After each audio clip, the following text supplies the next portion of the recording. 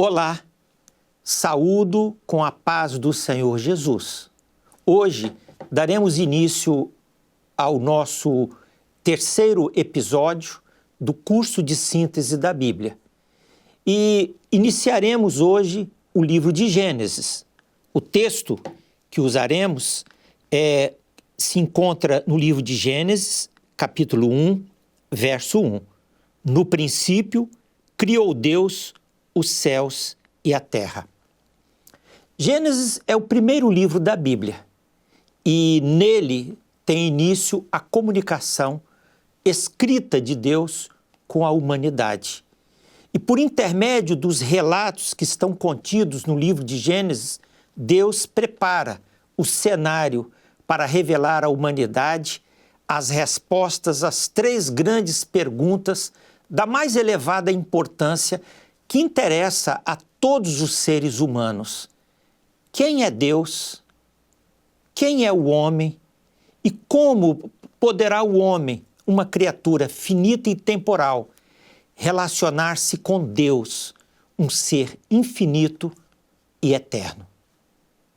A primeira verdade revelada nas Escrituras Sagradas é Deus. Já na primeira frase que acabamos de ler, somos imediatamente apresentados à pessoa soberana, excelsa e gloriosa de Deus. Criou Deus os céus e a terra. É muito impressionante o fato de que a declaração que abre as páginas do primeiro livro da Bíblia não levante nenhuma discussão ou consideração sobre a real existência de Deus. Aos filhos de Israel, a quem o relato da criação foi originalmente endereçado, a dúvida modernamente suscitada sobre a existência de Deus era, para eles, algo totalmente fora de cogitação. Eles conheciam Deus por experiência própria. De que formas eles conheceram Deus? Primeiramente, pela revelação da natureza. Os céus manifestam a glória de Deus e o firmamento anuncia a obra das suas mãos. É o que lemos no Salmo 19, verso 1. A natureza revela a existência, o poder, a sabedoria de Deus, mas não expõe o caminho que o homem necessita para trilhar e escapar dos pecados e suas consequências. Assim, a narração contida em Gênesis serve de ponto de partida para a compreensão da ação gloriosa de Deus no universo. Como o mais sábio construtor do universo, Deus prepara os fundamentos da redenção, firmando a sua obra na terra sobre o edifício da realidade e da verdade. Sob a ótica da narrativa de Gênesis, Deus comunica à humanidade uma mensagem clara: que os nossos olhos não sejam voltados às criaturas ou à criação, mas à pessoa gloriosa e suprema do Criador. A realidade e o esplendor da criação, contidos nos capítulos 1 e 2 de Gênesis, espelham tão somente os atributos do Criador, e nela, na criação, estão retratados a sabedoria, o equilíbrio, a formosura, a majestade e a glória, virtudes que emanam da natureza íntima daquele que a criou. Toda a Bíblia dá testemunho dessa verdade.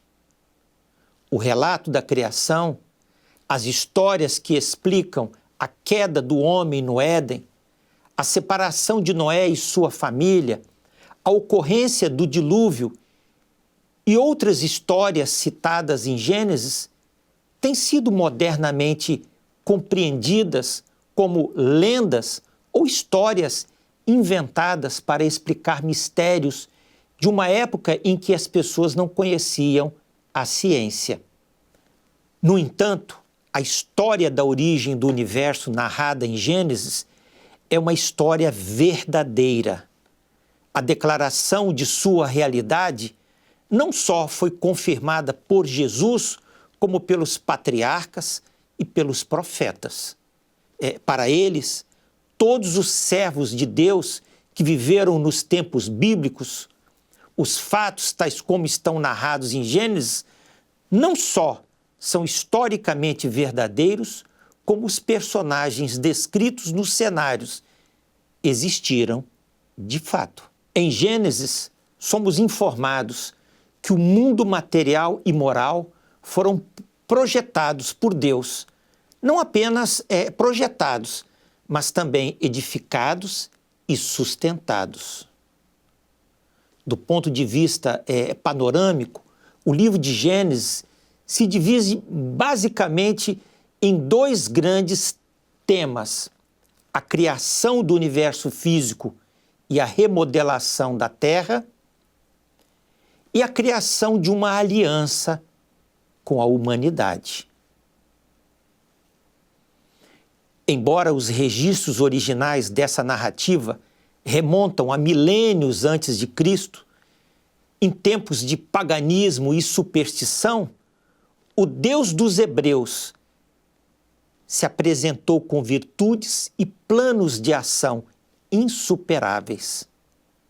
Não existe na história bíblica da criação nenhum vestígio da noção pagã de que algum elemento inanimado da natureza, movido por propriedades intrínsecas, tenha sido capaz de gerar espontaneamente vida. Nem foi demonstrado no relato da criação sinal algum de que os astros do sistema planetário, ou o Sol, ou a Lua, sejam divindades. Antes, em Gênesis, somos imediatamente apresentados a um Deus todo-poderoso, Senhor da terra e do universo, que por sua douta palavra criou o mundo e os seres vivos. Na criação, o homem é formado como um ser distinto dos demais animais, para ser coroa da criação. Através da história que principia em Gênesis, somos confrontados com um Deus todo-poderoso, um ser supremo, um Senhor que ordena e sustenta o universo apenas com a palavra de sua boca.